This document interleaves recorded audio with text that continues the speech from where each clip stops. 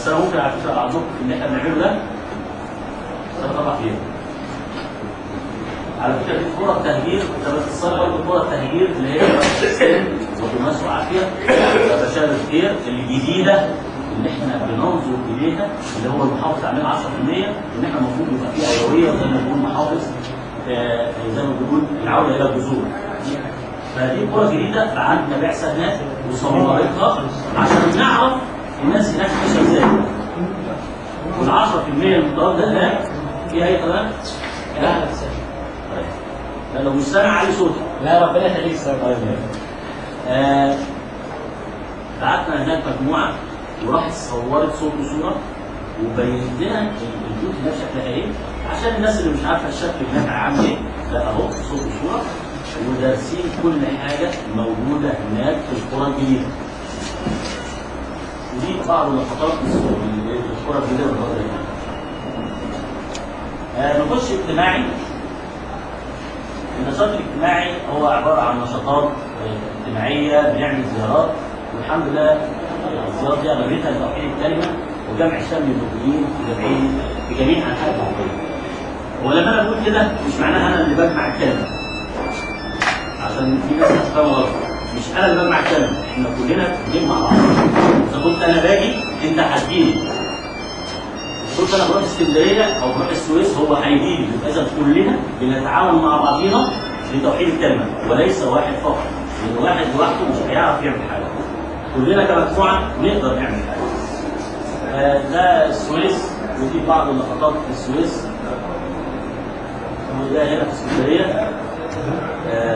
عند الدكتور عبدين، وده هنا هو في بورسعيد، في بورسعيد، وده هنا في الاسماعيليه، ودي هنا قريه اسطنه قديمه قدام الاستاذ محمود اللي بيزرع في المنطقه هناك، في المنطقه القديمه. ودي القرى بتاعتنا اللي مفيش حد ساكن فيها، في هناك زياده عن 30 او 35 بيت، مفيش غير 5 ناس اللي ساكنينها. ودي بعض دي المدينه الجديده اللي هتتعمل ما بين مصر والسودان، اللي هي هتتعمل في قريه اسطنه القديمه.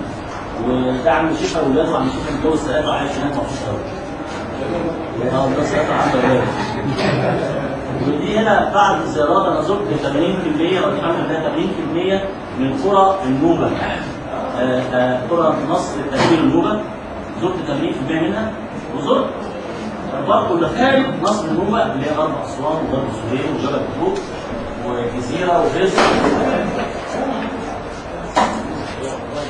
وعلى فكره يا جماعه في علاقه طيبه ما بيني وبين القرى الجديده دي اللي هي كانت بعيده عننا، اللي هي متقدمه سنه 1902.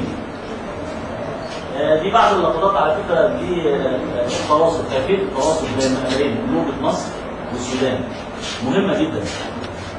نوبه السودان دخلت جوه 1650 كيلو. نوبه السودان واحده ما خدش.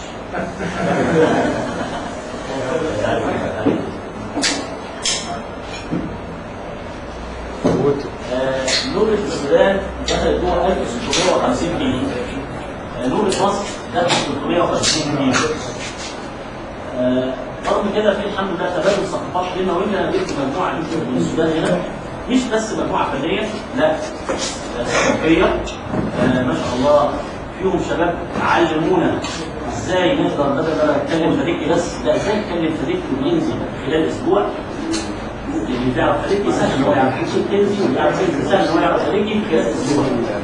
بعد كده ان شاء الله هو جه قاعد اسبوع، بس ان شاء الله الفتره الجايه لازم احنا نوضح الصله والعلاقه دي عشان نقدر نسمع ما بين اللغتين، لان هي سهله جدا وهي بعض الاحرف بس تختلف.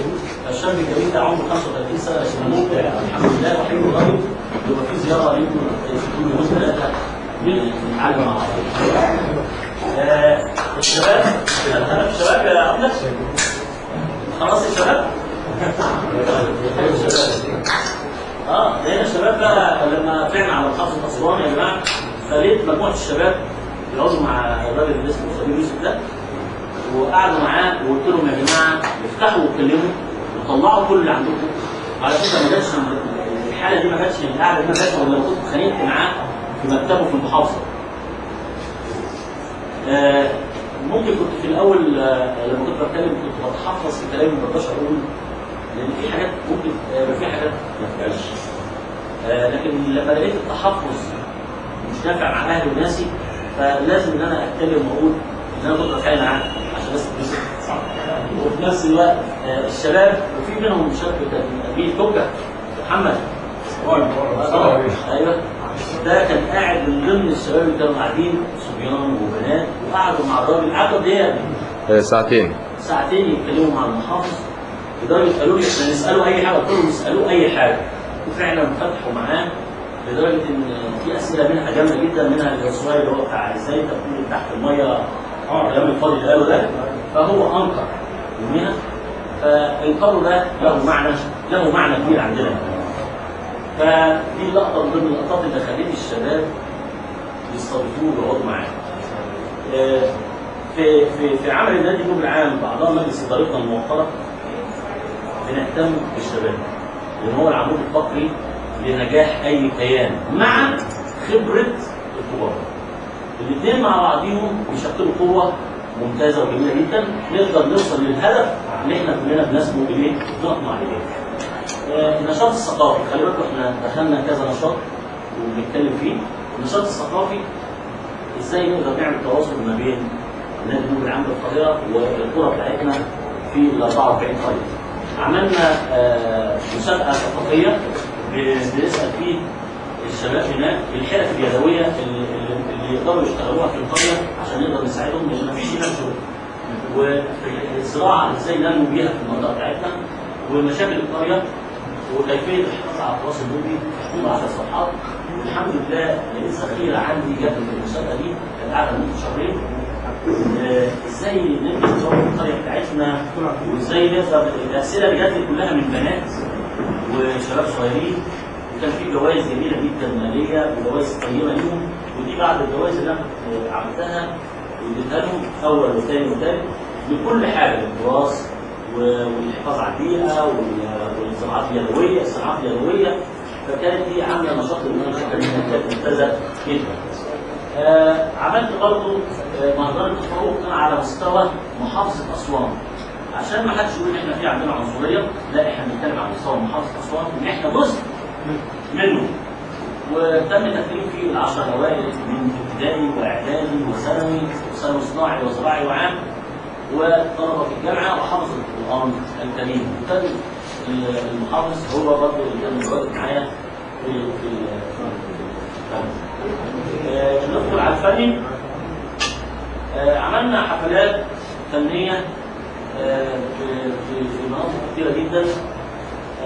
خش كده على الصور دي، ان هو كانت حفله وفيها دول الشباب السودانيين اللي عملوا حفله هناك. كانت دي بمناسبه عيد الام، كانت حفله جميله جدا يعني، وطلعت في القناه الاولى. ودي كانت في المسرح الصيفي في اسوان، وما شاء الله برضه كان المسرح، وكان اول مره المسرح الصيفي في اسوان يتملي الكامب ده. وده يعني كل الناس هناك كانوا مستغربين ازاي الكامب ده وصل. وده هو المجموعه اللي احنا عملناها دي حفله من ضمن الحفلات اللي اتعملت مركز اعداد القاهره في القاهره.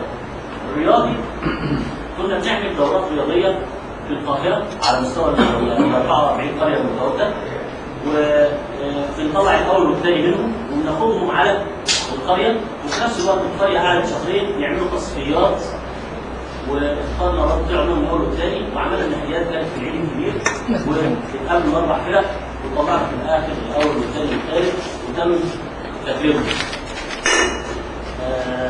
طبعا دي كانت عامله فكر جميل جدا ان ازاي نعمل تواصل ما بين القريه وما بين النادي النوبل العام في القاهره. المرحله الجايه هنطلب ان احنا نعمل كده، لسه كنت بتكلم مع كده سعيد في السويس، عايزين ان الشباب مع اسكندريه مع السويس مع القاهره مع الاسماعيليه نرتبط كلنا في السويس، لان السويس انا بفتخر بالناس اللي موجوده هناك، ناس ما شاء الله احسن ناس متواجدين على مستوى الجمهوريه مصر العربيه فكرا وخلقا وعملا، فبحترمهم وبحييهم من المكان ده. الديني عملنا مهرجان ديني او مسابقات دينيه الحمد لله كنا بنعملها على مستوى القرى، وكنا بنعملها على مستوى محافظه اسوان. ودي بعض النقطات برضه